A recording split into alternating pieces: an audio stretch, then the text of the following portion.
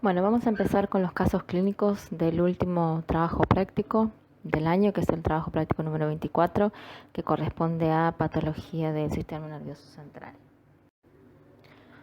Bueno, el caso número 1 nos habla de un paciente de sexo masculino de 67 años de edad, que presenta lentitud en sus movimientos, acompañado de rigidez corporal generalizada y una situación de temblor que desaparece en general con la actividad, ¿sí?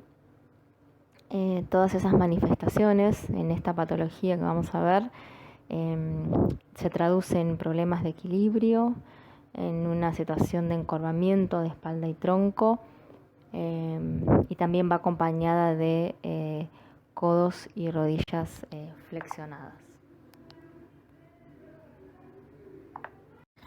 Respecto de los temblores, son muy observables en las manos de estos pacientes, y por el tipo de movimiento que se realiza en el temblor es lo que se llama en cuenta de monedas, ¿sí? Porque parecería que las personas están como contando moneditas todo el tiempo. Y otra característica es lo que llamamos anemia, o es cara de póker, ¿sí? Es decir, con una cara sin expresión, ¿sí? Eso es la anemia, que también se presenta en la mayoría de estos pacientes. Bueno, entonces claramente si tenemos que pensar en cuál sería la sospecha diagnóstica, bueno, claramente tenemos que pensar en un Parkinson, ¿sí? El Parkinson es un trastorno neurodegenerativo crónico, que con el tiempo lleva a los pacientes a una incapacidad progresiva, y esto se da como una consecuencia de la destrucción de las neuronas pigmentadas de la sustancia negra, lo que va provocando trastornos del movimiento, y después también desencadena alteraciones en la función cognitiva, ¿no? De expresión, como vimos, y de la función autónoma, ¿no? En cuanto al diagnóstico de esta patología, es basado principalmente en las cuestiones clínicas, ¿sí? No hay ningún marcador biológico específico para esta patología. Entonces, el diagnóstico se basa en la detección en general de la tríada, que es rigidez, temblor y bradiquinesia, ¿sí? Y también en la ausencia de síntomas atípicos, ¿no? Que se podrían pensar para excluir otros posibles trastornos, ¿no? En general, el diagnóstico se hace en individuos que presenten 2 o 4 de algunos signos que se consideran como los comunes, como temblor en reposo, rigidez muscular, bradicinesia, pérdida de los reflejos estructurales, temblor en reposo, ¿sí? Algunas otras alteraciones que se ven en estos pacientes es lo que se llama, lo que se conoce como micrografía, ¿sí? Es cuando la letra del paciente cada vez se hace más pequeña e ilegible, o cialorrea también, ¿sí? Que es la producción excesiva de saliva. Bueno, en esta imagen vemos un poco cómo se explica, cómo se origina la enfermedad de Parkinson. En general, en una persona sana tenemos las neuronas que producen dopamina, ¿sí? Que son las que están en la sustancia negra, ¿sí? Y la transmisión de la dopamina en la sinapsis, ¿no? Neuronal, está en equilibrio con la acetilcolina, ¿sí? Que es otro de los neurotransmisores que son los que controlan el movimiento. Ahora, en los pacientes con Parkinson, debido a un deterioro en la sustancia negra, como dijimos, entonces se produce un bajo nivel de la dopamina, ¿sí? Y esto hace que esté en desequilibrio con la cantidad de acetilcolina que es que está normal, ¿no? Entonces, esa alta concentración de acetilcolina produce un exceso de actividad, que es lo que explica mucho de los signos y síntomas que tienen los pacientes con Parkinson. Bueno, en esta diapositiva vemos una macro anatómicamente lo que es la unión del núcleo caudado y el putamen, que constituye el estriado, ¿no? Y ahí los tienen bien identificados en números. El 1 es el núcleo caudado, el 2 el putamen y el 3 el cuerpo estriado, que es donde se observa en ese lugar anatómico la constitución de la sustancia negra en los pacientes con Parkinson. Aquí en estas macros también se puede observar esa sección anatómica que estábamos viendo antes, donde se ubica o la cantidad en la sustancia de las neuronas dopaminérgicas, que en el control se ve claramente la sustancia negra en esa porción y no se visualiza así en los pacientes con Parkinson. En esta otra micrografía vemos lo mismo en otras piezas. En la superior lo que sería la constitución de la sustancia negra normal, y en la enfermedad de Parkinson vemos esa sección anatómica mucho más tenue, lo que se correlaciona con una degeneración de las neuronas que son parte de ese tejido. Bueno, por otro lado, aparte de la palidez de la sustancia negra, otro rasgo que es característico del Parkinson es que en algunas neuronas residuales que puedan quedar, se pueden observar lo que se conoce como cuerpos de Lewy, ¿sí? Que en realidad son inclusiones citoplasmáticas redondas o alargadas.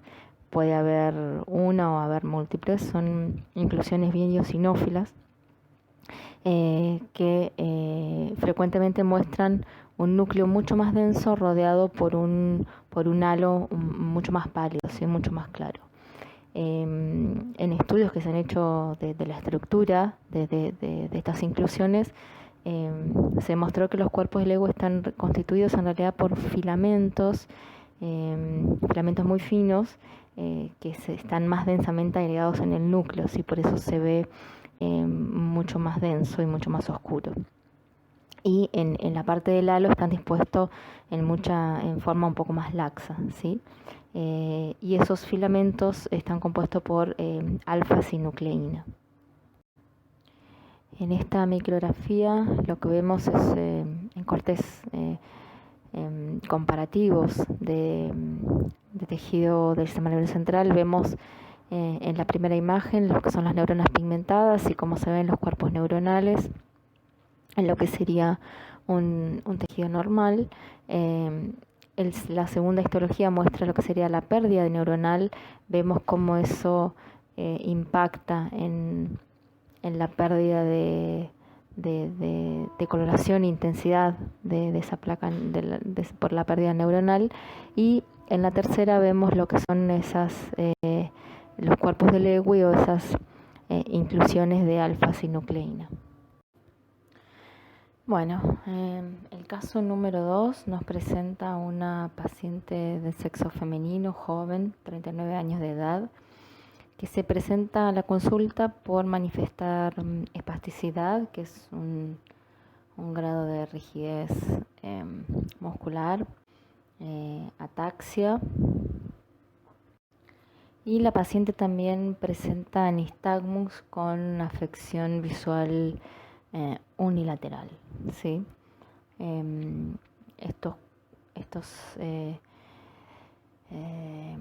Estas manifestaciones repentinas son frecuentes en estos tipos de pacientes de esta patología del caso que vamos a ver a continuación. Bueno, como por la sintomatología de la paciente, lo que se tiene que descartar es algún tipo de afectación del sistema nervioso central. Lo que se hace en estas situaciones es, a través de una punción lumbar, evaluar cómo se encuentra el líquido cefalorraquídeo, ¿sí? Si se encuentra algún tipo de anomalía o en la presencia de algún de algún tipo de sustancia o de virus celularidad, etcétera. Entonces, lo que muchas veces se hace es hacer una electroforesis proteica de ese LCR, también así como también un estudio, un análisis físico-químico, ¿no?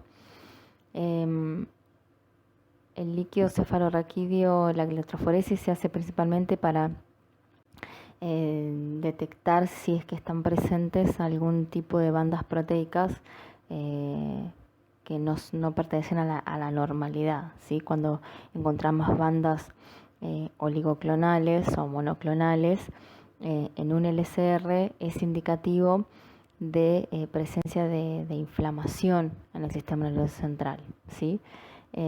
Ahí ven algunos proteinogramas, lo que es el suero control normal y de dos pacientes con esclerosis múltiple en este caso, ¿sí? Esas bandas no oligoclonales son de IgGs, ¿sí? Lo que sugiere cuando están presentes de que existe un número pequeño o un número de clones de linfocitos B que están activados, ¿sí? Que entonces su presencia se considera como autorreactivos, ¿sí? Que están presentes en ese LCR. De todas maneras, no es una prueba diagnóstica patognomónica de la esclerosis múltiple, pero sí en conjunto con otros estudios y con la clínica puede sí apoyar al diagnóstico de la enfermedad.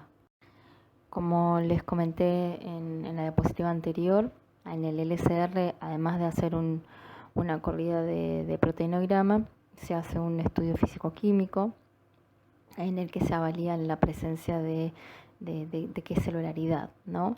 En general, cuando se habla de la histología, tenemos un número normal de menos de 5 por milímetro cúbico de células. Cuando tenemos entre 5 y 10 ya es una celularidad que puede indicar algún cuadro, y cuando tenemos más de 10 ya es considerado un líquido con infiltración patológica. La esclerosis múltiple entonces se considera una enfermedad autoinmune donde linfocitos B y T son autorreactivos, se dispara toda una cadena de autorreactividad con anticuerpos y linfocitos T, CD4 y CD8, donde todo contribuye a un proceso inflamatorio que lleva a la destrucción de la vaina de mielina, ¿sí? Que como ustedes saben es indispensable para el buen funcionamiento de la conductividad del tejido nervioso, ¿no? Como toda enfermedad autoinmune, es de una fisiopatología compleja, donde tenemos factores ambientales y de susceptibilidad genética que pueden estar asociados, y esa destrucción de esa conductividad, digamos, va teniendo diferentes consecuencias, ¿sí? Podemos tener en los pacientes trastornos de visión, podemos tener trastornos miccionarios, por ejemplo, cuando o trastornos motores, cuando se afecta lo simpático y lo parasimpático, ¿no? Aquí en esta diapositiva vemos dos imágenes de resonancias magnéticas, donde vemos bien apuntado por las flechas rojas y enmarcado en la imagen de la derecha, donde están focalizadas las lesiones, ¿sí? En este caso un paciente con esclerosis múltiple, ¿sí? Donde yo tengo esa pérdida de sustancia blanca, básicamente, de desmielinización, ¿sí? Donde tengo placas desmielinizantes. Aquí en esta diapositiva vemos la imagen de un corte transversal, también de una pieza de masa encefálica, ¿no? de cerebro, donde vemos estas lesiones, estas placas de desmielinización que pueden ser múltiples en general, no encontramos solo una, que son bastante bien delimitadas y que se perciben como ligeramente deprimidas, ¿sí? Se presentan en un color grisáceo, medio amarillento, y siempre las vamos a encontrar, como dijimos anteriormente, por toda la región de la sustancia blanca.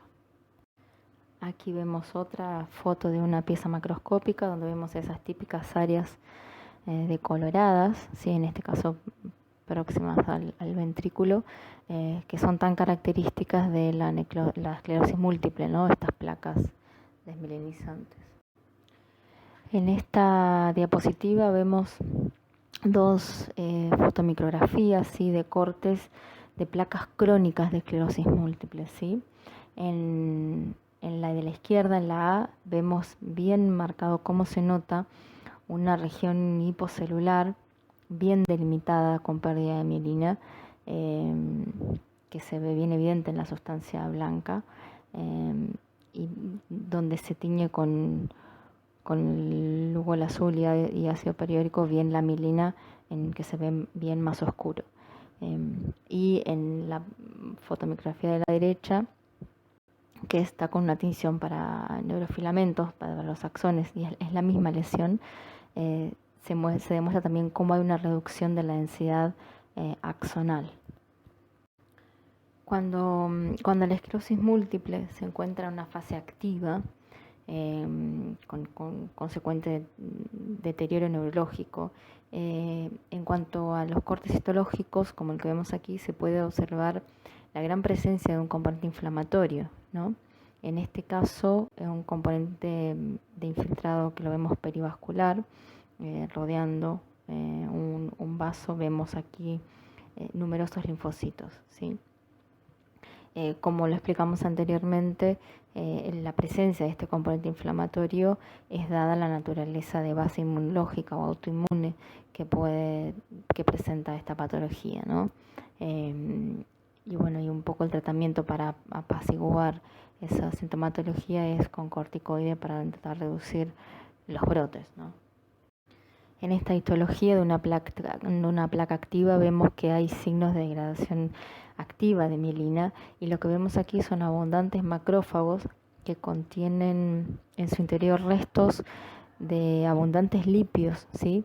Que si se tiñen con paz son positivos por la marcación con los lípidos. Y aquí en esta diapositiva lo vemos bien evidente con una tinción con oil red, que tiñe bien los lípidos, los triglicéridos. Los vemos en el interior de los macrófagos, y ahí vemos la gran degradación que hay de la mielina, y esa mielina suelta, desprendida de los axones por todo el cuadro inflamatorio que antes relatamos, es captada por los macrófagos. Bueno, y en nuestro caso clínico número 3 tenemos un paciente de sexo masculino de 80 años, que manifiesta tener olvidos, pérdida de habilidades motoras y alteraciones de la conducta. Entonces, ¿cuál podría ser la sospecha clínica? Bueno, podría ser claramente una sospecha de enfermedad de Alzheimer, ¿no? Que es considerada una de las causas más frecuentes de demencia en la población de bastante de edad avanzada, ¿no? El Alzheimer se presenta clínicamente en general como un deterioro de la función intelectual, y que a medida que va progresando van apareciendo deficiencias en la memoria, en la orientación espacial, en alteraciones en la personalidad y trastornos del lenguaje, ¿no? Y en general en los pacientes, luego de un largo tiempo de evolución, entre 5 y 10 años, los pacientes terminan presentando profundas discapacidades, lo que, agrava profundamente los cuadros. todos estos trastornos de los que hablamos anteriormente son explicados por la constatación de una marcada atrofia cerebral, ¿no? Que es lo que caracteriza a los pacientes en Alzheimer. Lo que vemos en la imagen de la derecha es una imagen de una tomografía de un paciente de Alzheimer donde vemos claramente esta atrofia cerebral y bueno, tenemos dos piezas para comparativas en la imagen de la derecha, pero la atrofia cerebral entonces es muy marcada en los pacientes con Alzheimer. Si bien la atrofia involucra claramente a todo el conjunto cerebral, en las regiones del lenguaje y de la memoria son bien notorias, ¿sí? Las modificaciones de esas dos áreas. Los vemos aquí en un corte transversal en estas secciones, en estas piezas de macroscopía comparativas entre una pieza normal y la de un paciente con Alzheimer. Y de hecho es en el área de la memoria, en la región del hipocampo, donde se puede localizar las lesiones bien precoces, donde pueden diagnosticarse bien precozmente las lesiones de los pacientes con Alzheimer. Por otro lado, también encontramos lo que conocemos como hidrocefalia ex vacuo, y esto es porque toda esa atrofia cortical lleva a la dilatación compensatoria de los ventrículos cerebrales. Y eso es lo que conocemos entonces como hidrocefalia ex vacuo. Cuando hablamos entonces de cuáles son las principales alteraciones microscópicas de los pacientes con Alzheimer, ya vimos las macroscópicas, tenemos que tener en cuenta tres componentes. Los que conocemos como placas neuríticas, o también las puedes encontrar como en la literatura como placas seniles, la presencia de ovillos neurofibrilares y todo lo que se relaciona con la angiopatía amiloidea. Las placas neuríticas son estas acumulaciones esféricas bien focales que encontramos en el tejido, que están formadas por prolongaciones neuríticas dilatadas y axones distróficos que rodean un núcleo central amiloide, ¿sí? De proteína amiloide. Ese núcleo central se tiñe con un colorante con rojo Congo, por ejemplo, y tiene varias proteínas anómalas. El componente que domina el núcleo de esa placa amiloide o de esa placa neurítica es el amiloide la A-beta, que es una proteína que deriva de la proteólisis de la proteína precursora del amiloide o APP. Aquí vemos otra micrografía, otra histología de la constitución de una placa neurítica, de un corte de córtex cerebral, donde vemos el centro del amiloide bien coloreado en este caso, donde vemos algunos cuerpos neuronales y donde vemos así la conformación esférica, ¿no? de estas placas seniles. Otro de los componentes histológicos de los que ya nombramos son los ovillos neurofibrilares, ¿sí? O los ovillos de degeneración neuronal, también se los llama. Esto es porque hay haces de filamentos en el citoplasma de los cuerpos de los neuronas que se van desplazando y rodean al núcleo, ¿sí? Entonces esto hace que las neuronas piramidales adquieran esa forma de llama, ¿sí? de llamita, que aquí están señaladas bien en esta histología con la flecha blanca, ¿no? Aquí vemos otra micrografía con otro tipo de tinción de cómo quedan los cuerpos neuronales cuando estamos en presencia de los ovillos neurofibrilares. Lo que también se puede observar son unos cuerpos eosinófilos alargados y cristalinos que son conocidos como cuerpos de Irano, ¿sí? Que tienen como principal componente la actina. Con más frecuencia los encontramos en las células piramidales que están en la zona del hipocampo. Lo que también se hace es, o otra forma de detección es a través de la inmunohistoquímica, por ejemplo, para la tinción de la proteína del beta amiloide, que aquí vemos reactiva o que reacciona por el depósito en las placas seniles, las vemos ahí, y también alrededor de las paredes vasculares, ¿sí? Y es eso precisamente lo que conocemos como angiopatía amiloide, ¿sí? Ese depósito de amiloide en los pequeños vasos o en los vasos corticales.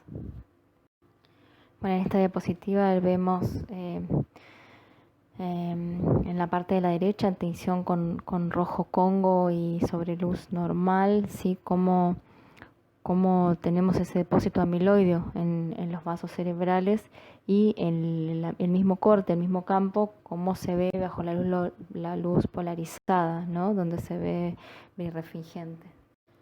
Bien, y entonces, como lesiones histológicas características del Alzheimer, entonces dijimos que tenemos las placas seniles o neuríticas, donde dijimos que el principal componente es la proteína beta amiloide, y los ovillos neurofibrilares, donde el principal componente es la proteína tau. Los cambios en la proteína tau es lo que va produciendo desintegración de los microtúbulos en las células cerebrales.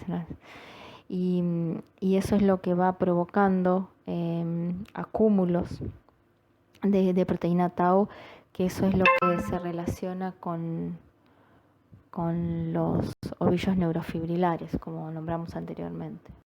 En líneas generales, en cuanto a la fisiopatología de la enfermedad de Alzheimer, tenemos algunos factores genéticos que se conocen que existen, pero bueno, algunos tienen más que ver con síndromes familiares y otros que se han encontrado más relacionados a casos esporádicos. De todas maneras, lo que se produce es la acumulación de proteínas anómalas. Eso lleva a un cuadro de inflamación y de daño oxidativo recurrente, que lleva a un fallo energético en consecuencia y de disfunción. Y bueno, eso es lo que termina provocando toda la sintomatología clínica de lo que es la enfermedad, la patología.